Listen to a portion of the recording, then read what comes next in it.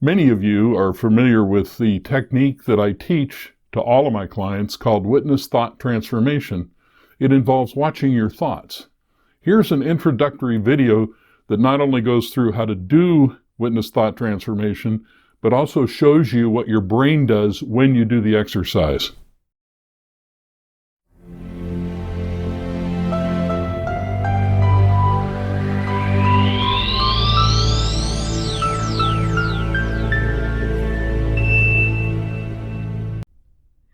Now let's try witnessing one of your own thoughts. Just wait for the next thought to appear in your mind. It might be something simple like, when this is over, I want a cheeseburger.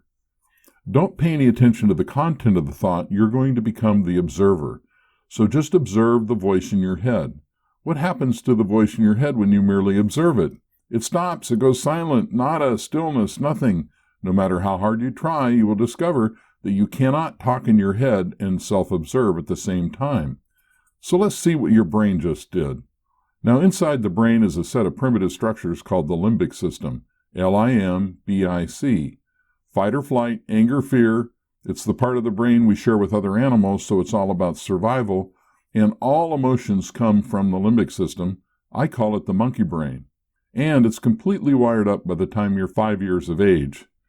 Now, in the front of the brain is another set of structures called the prefrontal cortex.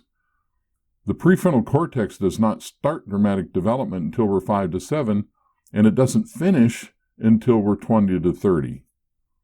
Now, what do we do with the prefrontal cortex? Well, that part of the brain is where we have insight. We look at a situation and we get perspective, and it's where adult decision-making is made. Now, the voice in your head that sounds like you talking to you is a result of a collaboration between these two parts of the brain.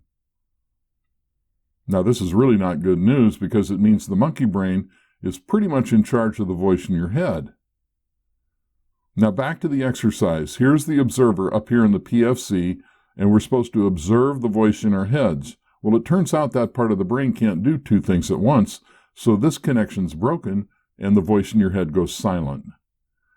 Now, I can't hear your voice and you can't hear my voice, but we all give this voice the same label. We call it me. And I'm telling you the voice in your head that sounds like you talking to you is not you. For more information and in-depth look into this, check out my book, Mastering Thought Before It Masters You.